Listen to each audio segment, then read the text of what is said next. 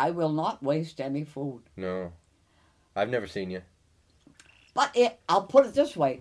People laugh because I try and hoard food. I don't hoard food, but I will not waste it. No. But I will never go hungry.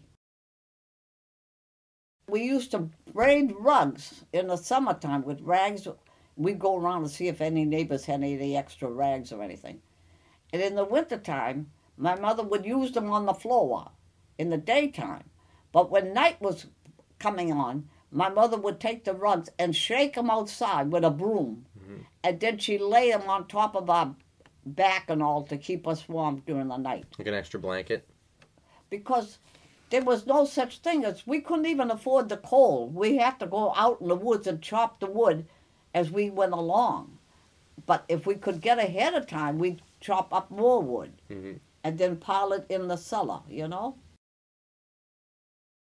We didn't have time to go next door and play. You had too much going on at home. You had too much. And if you didn't do your chores, we don't get just a spelling. There's a strap behind the stove for us. We didn't get beaten, but you're going to remember the next time to remember your chores. Yeah. You know?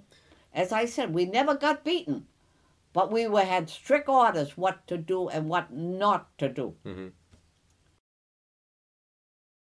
There was a Goodwill on Page Street.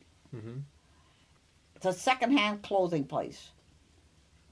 My mother used to go down there when she could afford to take the trolley cars and pick up clothes down there very, very cheap. Now, she'd come home, rip them all out, wash them good. Out of some of that clothes, she'd make either dresses or else coats for us in the winter. Never bought a new coat. I never had a new coat when I was young.